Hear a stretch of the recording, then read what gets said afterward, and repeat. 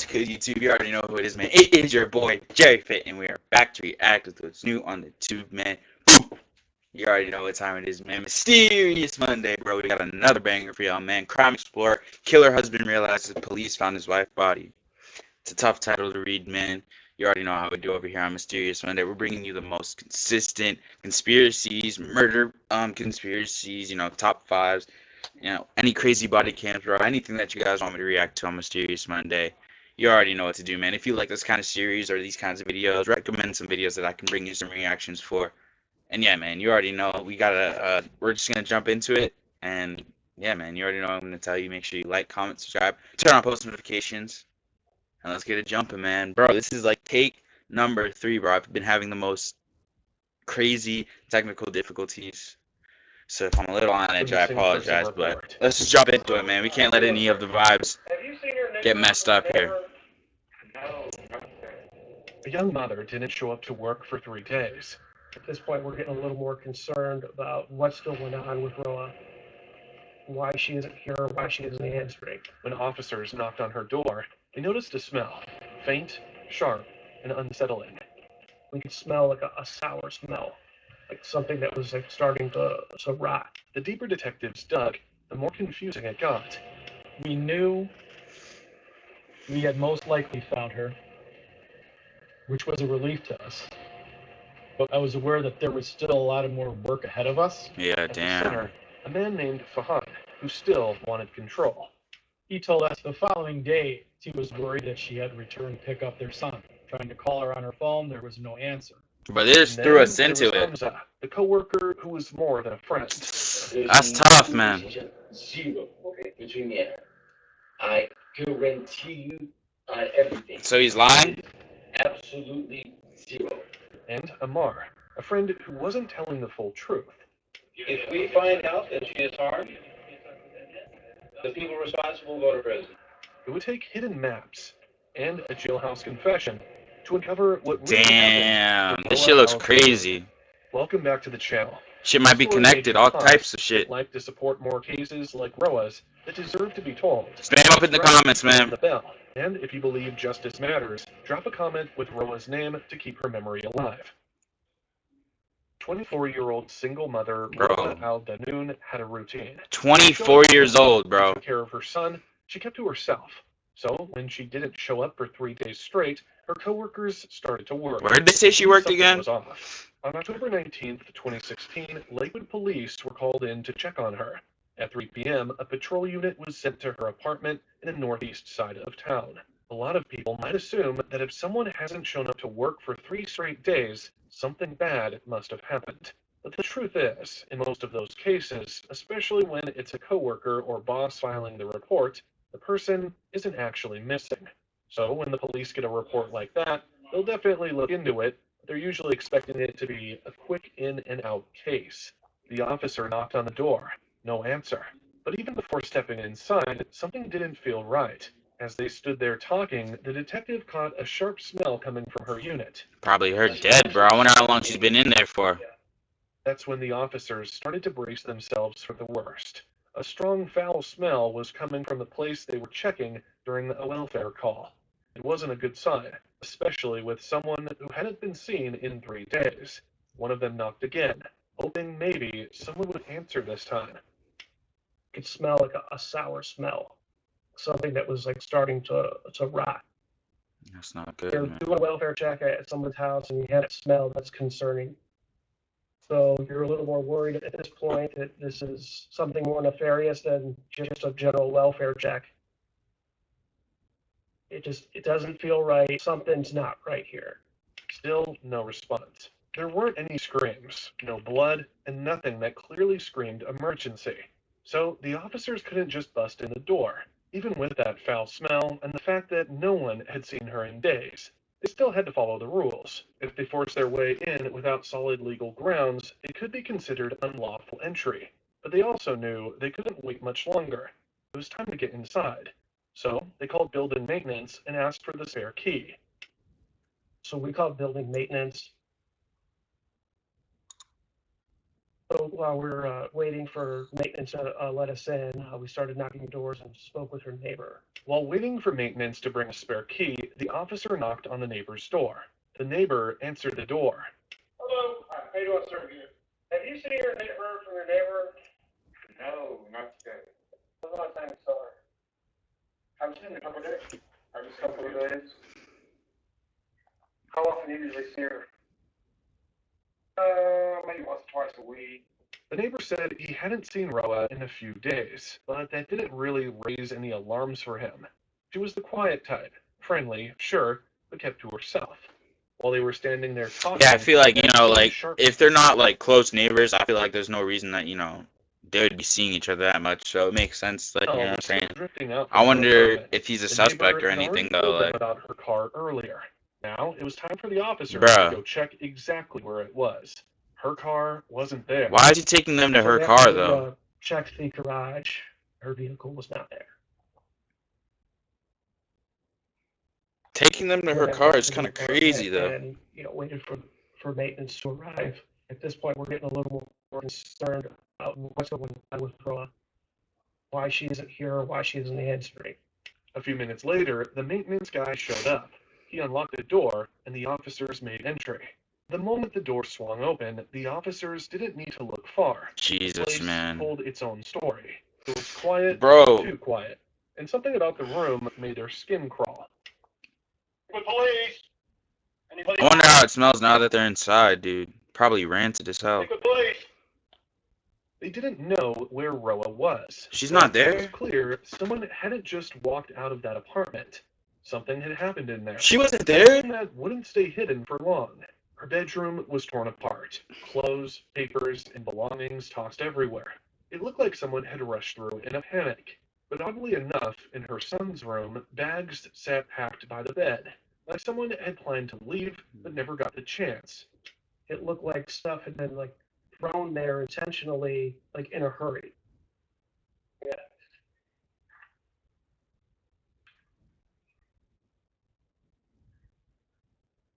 And it didn't look like anything was packed in her room. Bro, as this is opposed to her crazy. child. There was a packed bag on the bed and a bunch of clothes. I feel like we never watched a body cam like this, like where they interview the looking at police this, during like, it. This she's is not kind of like a gonna approach her documentary. child. So, Some type neither of way. Roa nor her son was inside, but the place clearly looked like someone had been packing. What didn't add up was if she really left with her son, then why were all the bags still sitting there? When they moved into the kitchen, the smell hit harder. A jug of milk sat out with a glass next to it. No way that was Whatever it, dude. smell was coming from this rotten Really? milk. There was also a pan of cooked chicken on the stove, completely dried out. Damn, bro. I wonder how long it's been sitting there. Next to it. I wonder if they asked the neighbor if he heard There was a meal anything. prepared. There was a pan that was filled with chicken, and it was all dried out, and it was just still sitting out. No one had touched the meal. It had just been left there to rot. The scene didn't feel random. It felt like Roa Hookah? and her son had been pulled out of their home in the middle of everything. Even with the mess, nothing inside pointed to where they might have gone. No blood, no notes, no sign of forced entry. Roa Al-Danoon came to the U.S. in 2014 as a refugee from Iraq. She wasn't alone. Her husband, Fahad Muhammad Saeed, came with her. They first landed in California, but later moved to the Cleveland area. In the beginning, things seemed to be going well. Both of them were working on getting their residency status, but over time, Bro, the 24 is relationship so started to young. crack. By September 2017, the two had divorced, and Roa was granted full custody of their young son. From that point Oh, on, shit. Roa's whole world centered around her little boy. She started To be fresh, divorced at building a 24 is quiet life crazy, as though. a single mom and working at a local restaurant to support them. It was actually her coworkers from that same restaurant who ended up reporting her missing. Since her apartment hadn't W turned out any coworkers, solid man. answers, the officers decided to head back to her workplace and see if someone there could help fill in the blanks. They went to the Aladdin restaurant in Lakewood and spoke with her coworkers. I wonder what would have happened if, like, none of the coworkers reported her missing, too. Like, you have to think about that, man. Maybe they would have never People found, who came know close she to was Roa missing. over time. But one name stood out, Hamza. He wasn't just the only male friend in her close circle at work. Some coworker pointed to Hamza as the last person from work who had seen Roa before she disappeared. During my interviews with Rose's coworkers, I learned that she had a friend by the name of Hamza Balil. They had been friends for approximately 4 or 5 months at that point. I felt he was someone that I needed to reach out to immediately. The detectives wanted to know more, so on October 22nd, 2016, they called them to the station. Hamza was concerned for his friend. The detective wanted to know more about Hamza and Roa. Anything new? No, nothing yet. He was very comfortable. He did not seem nervous at all. So I immediately wanted to start getting some background information on Roa, as well as her relationship with Hamza. One of the first questions I asked was how they knew each other. Her work boyfriend. So, I know a friend of mine who owns a restaurant, and she works with him. He told me that he had met Roa and they became friends. Yeah, He sure. would speak to her on occasion, and they would just talk. He reiterated that they were only friends. From listening to this information, none of this appeared out of the ordinary to me at the time. And, we kind of became friends, and she's married and everything. But according to what Hamza told me, Roa was very worried about her ex-husband, Fahad. Hamza said Roa got full custody of her son after the divorce, and the court had already put protection orders in place. Fahad wasn't allowed anywhere near her or the child. But why though? Was he violent? Oh Watching shit. from a distance. Following her Bro, around, that's fucked. Roa had told Hamza she still didn't feel safe, no matter what the court said on paper. He kept coming back. Why didn't she call the police? I mean, like, I don't want to blame her, obviously, but like, Because, I have a lot of friends that comes in. I wonder if she did call the police, man. Family friends, and sometimes he comes in just creeps and stuff like that. I had asked him, when was the last time you had seen Roa or spoken to her? And it was surprising to me when he answered, it was Sunday, October 16th, which was the same night he was reported missing. Hamza told them he'd last seen Roa on the night she disappeared, October 16th. I'm thinking maybe that, if he found out that she had just met with him, maybe he caught them doing something, and he spazzed out, and he killed her. Let me know your theories in the comments below. Before we finish this video, let me know what y'all think. They talked, relaxed, and smoked some hookah. It wasn't a casual night, not really. Hamza remembered how on edge Roa had been, how she kept checking the hallway. So then at 6:45, 6:35, I told her that I have to leave, and I was gonna leave, and then she wanted to check from the little thing by the door if everything he's there, because sometimes he gets in, and he was there. What? What do you mean she checked? What did she check? Like, like there's a door and there's a little Peephole thing? Yeah, yeah. Okay. Just like I said, she's a really afraid. Does he have a Like, key? I would say, like, she doesn't want any problems. So then, and she was kind of all worried and stuff like that. Roa had felt like a hunted woman. Yes. But what Hamza said next made the police realize they were no longer dealing with just a missing person. They were now dealing with a stalker. And I was like, well, what do you need to do? Like, if you want me, I can leave. I mean, I don't care. So she looks out the people and like he's in the hallway. Yeah, he was in the hallway. She could see. Yeah. Okay. Yeah, he was big. Well, what exactly did she say? Okay, she was like, he was like, I don't care. You can wait, and you can come in. But he said that, like, because it's like, like I told you, like, like the Arabic community, especially the Arab community, people talk about it, blah blah blah blah blah blah blah blah blah, all mumbling. So like, and like for a woman, if something came up, like there's a guy going over her house or friends over her house, and she's a woman. Oh, and he's a man. Yeah, okay, I'm following him. It's kind of like a big deal for them. So then I thought, like, what would you do? I can leave from the door. Roa didn't want drama. She didn't want more. So she didn't want him to leave through the front door? Her life peaceful and her son safe. So then he tells me, you know what, just get out of that. And I was like, sure. Hamza didn't think much of it at the time. Just Roa being cautious. Fuck, man, Now, that might have been with like missing, what fucking set it details off. started to matter. It didn't take long for the police to start putting things together. Fahad wasn't just an ex. This wasn't some clean, quiet breakup. Yeah, Their man. split had gotten He's ugly. He crazy. threatened Roa. He'd hurt her. That's why the court had stepped in with a protection order. And he had already broken it. That violation was enough for the police to finally move in. On October 25th at 1 p.m., 2016, they headed to Fahad's workplace with a warrant in hand. Detectives informed the human resources that they were looking for Fahad. there's someone in your human resources department we can speak to. We need to talk to this one. Okay, what's your point? You're looking for the hot Mohammed Saad. Okay, I'll have somebody call him on the Okay. floor. Fahad was found working in the back room.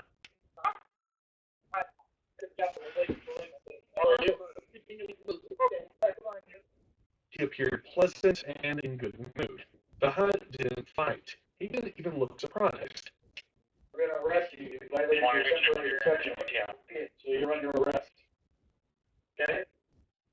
You have any record of these things, Charlotte? That's crazy that he's so calm, man. The arrest itself went quietly. He didn't question it. His hands stayed still. His eyes didn't flicker. It felt like he was prepared for it. At the station, Fahad was informed why he was arrested and also that now Roa is missing. I explained to Fahad the reason why he was arrested and explained to him that I was also working on a report regarding Roa being missing.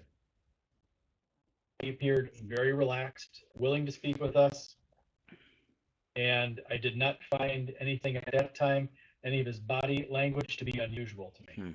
There was At no that panic time. in his voice. He spoke in Arabic, so everything had to be carefully translated. But even through the language barrier, one detail stood out. He said Roa had come to his house. Did you tell me the last time? Now we're about to get to the juicy parts, man. You know what day in particular? No, she's not big. She came to my house. Why did she come to your house? She fucked up. Did she tell you where she was going? She was going to Michigan to the toy function, like a party. Gonna defend you and enjoy it. And she said that she would be right back the following day. According to him, it was the night of October 16th, around 11 p.m., when Roa dropped off their son at his house, but she never came back. He tried calling So her. he's with her. He sent her messages. Damn, bro. Nah, he definitely did it, bro. That's tough. That sucks because, damn, man. Damn, bro. Like, he probably just really wanted to be with this kid, man. But that's no excuse. Like, that's really not an excuse. Because, like, dude, like, the court told you no. Obviously, you know what I'm saying? Like, I mean, I know justice isn't always fair, but, like, dude, the court said no for a reason. Like, you can't just show up and do this shit. And, like, for a good reason. I mean, bro, if you killed the mom, like, how do you expect a kid to even look at you if he were to ever find out that you killed her? You know what I'm saying? Like, if the cops didn't come get you, like, shit's crazy, bro. That's when he said he started to worry. He told us the following day he was worried that she had returned to pick up their son. Trying to call her on her phone, there was no answer. None of it added up. Why would Roa drop off her child with someone she feared? Why would she go to a party out of state? That's what I'm leaving saying. no Like, trace? bro, the story makes She no wasn't sense. supposed to be around her son at all. The protection order made that very clear. He was aware he was violating the temporary protection order issued by our court. He was prohibited from having her son in his presence. Just didn't really make a lot of sense to us. Fahad was now officially the last person known to have seen Roa alive. The police had enough to hold him. He was booked into the Cuyahoga County Jail, but despite locking him up, it didn't feel like progress because Roa was still missing. The search wasn't over, not even close. Something didn't sit right. If Roa had vanished after leaving Fahad's house, why had her own apartment looked like the center of a storm? Her bedroom had been torn apart, her dinner was untouched, her son's bags are packed. It felt like everything had started inside her home, not outside of it. So the detectives went back, a second sweep. And it was in this second sweep that the detectives found something they had missed before, the hookah. Hamza had told them he and Roa Yeah, were we're smoking the hookah night that before. night.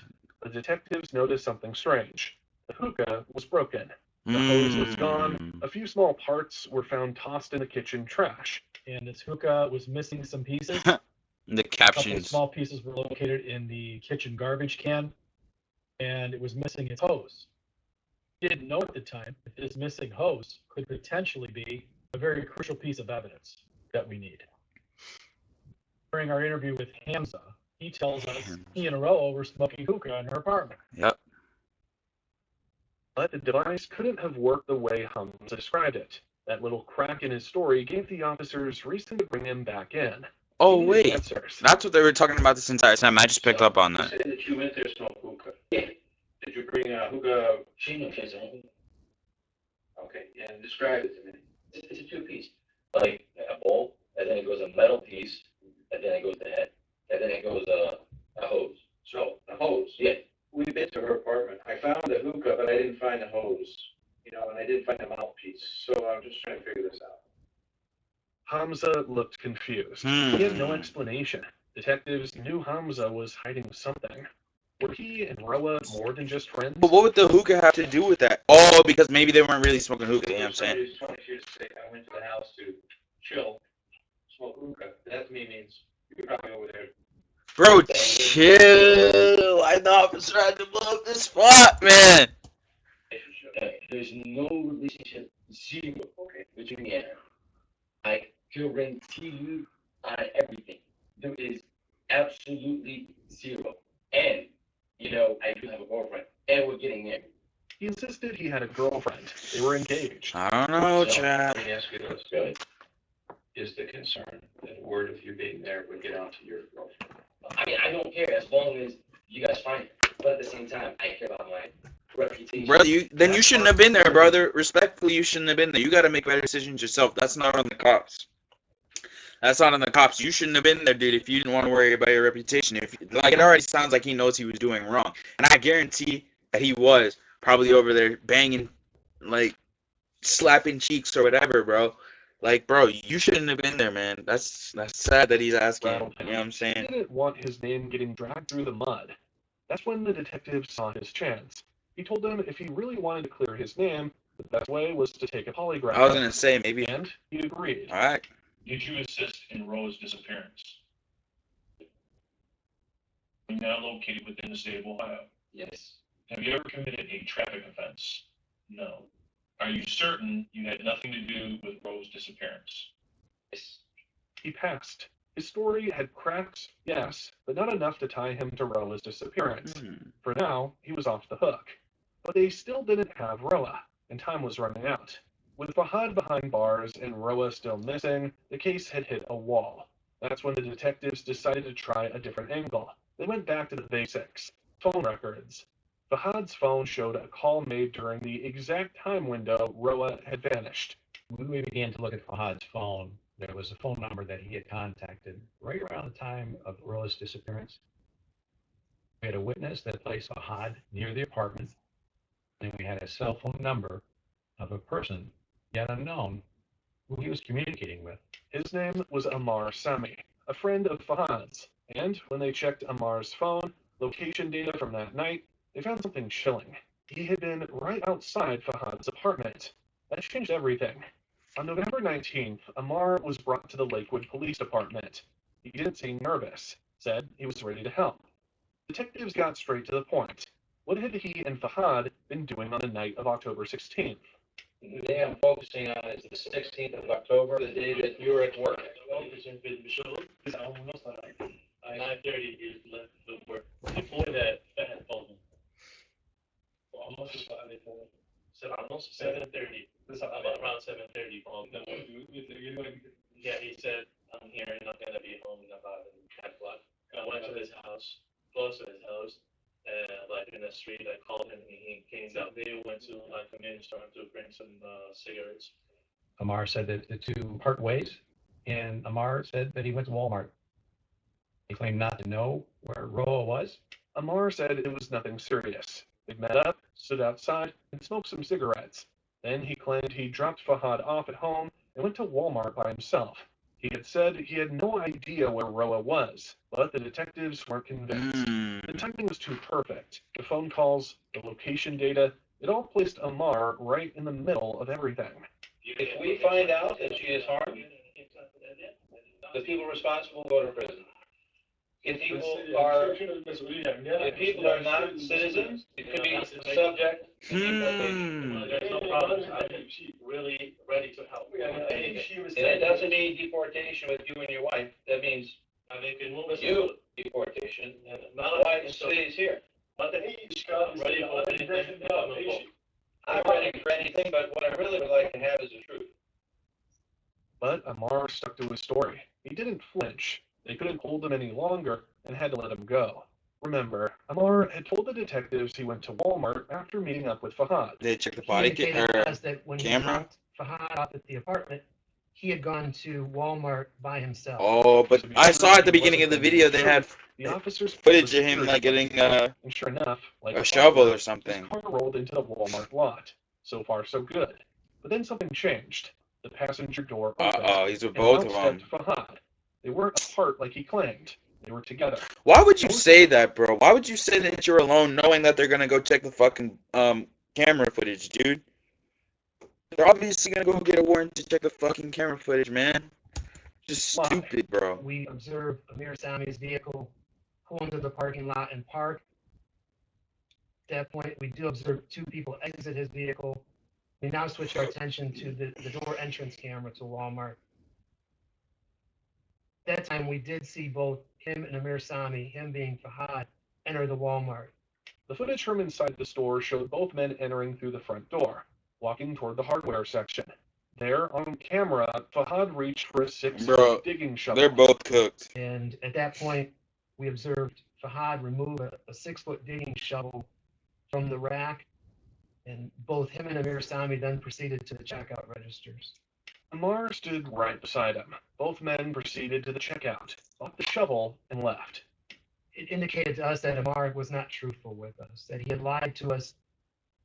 He certainly knew something, and we felt by bringing him in a second time, our hopes were that he would confess to it.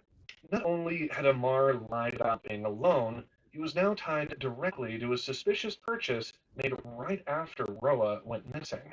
He was now physically present at a key moment when Fahad bought the very thing that could be used to bury a body. That flipped the script. So we brought Amar back in. As part of our investigation, we went to the Home Depot, Walmart. When we watched this video, and we saw something very interesting, what do you think we saw? This time, faced with video proof, Amar didn't lash out or confess. Instead, he tried to play it off. I've had a lot of surgeries and I take a lot of setbacks. I may have forgotten something. Before I sat down with you last time, I told you I have problems and I take medications. I may have forgotten something. I have no problem help you any way I can.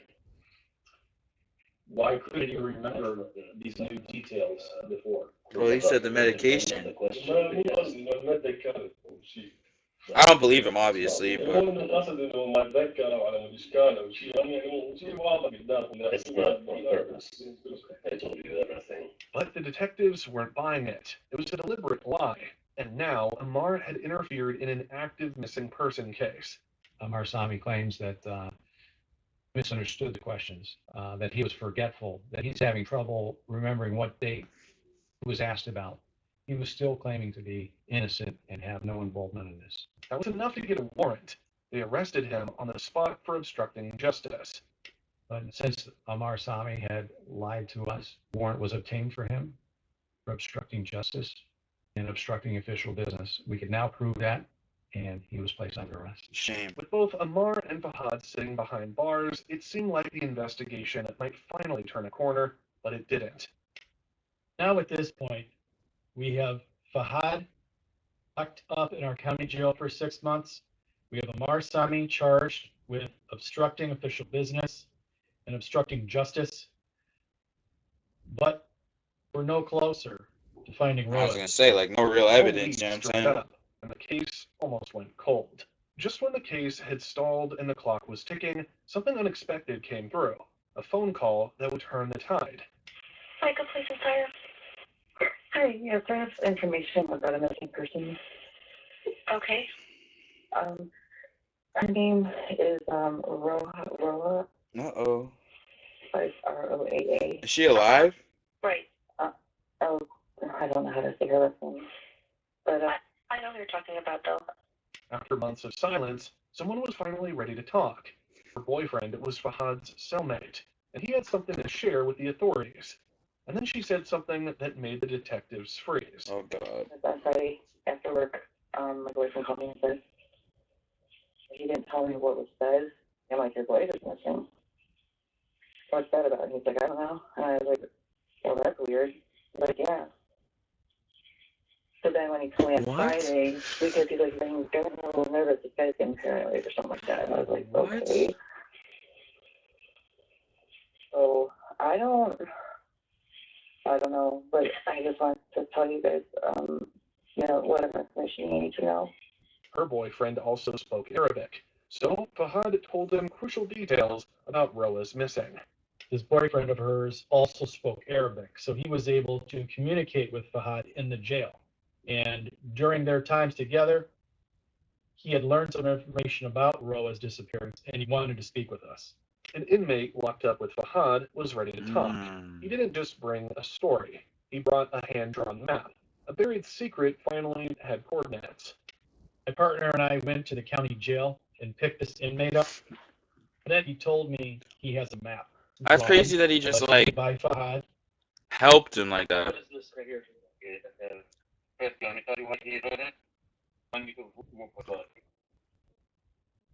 Where Fahad had buried Roa. These maps indicated the place where Roa was buried. The inmate said Fahad thought he'd made a friend behind bars, and that's when he started talking. This new information was very exciting. That's crazy. But we did not want to get too far ahead of our Bro, like, why would you think somebody else in jail would do your dirty work for you? That makes no sense, bro. He opened up about October 16th.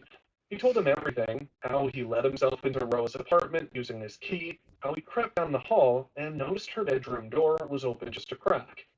Allegedly, Fahad explained to this inmate that had come to Roa's apartment on October 16th and had gotten into her building. He stated he keyed himself into her apartment. Fahad had looked down the hallway and noticed Roa's bedroom door open. Inside, he saw her having relations with Tom. Didn't I tell you, bro? Didn't I say a word fucking tell you, bro? Instead, I fucking knew it. Pulled out his phone and hit record. Bro, Hamza's grimy too, bro. That door, that's tough. That he lied. I knew it, bro. He observed Roa having relations with Hamza. He did not make any sounds.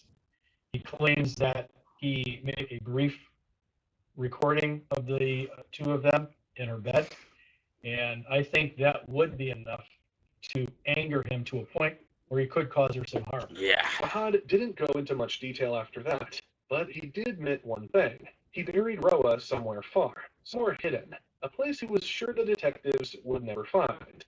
On May 15th, 2017, officers and agents from the FBI's evidence response team gathered at the site marked on a crude map. After hours of searching, one of the FBI supervisors took a shovel and struck something just beneath the surface. Several hours had gone by of us looking around.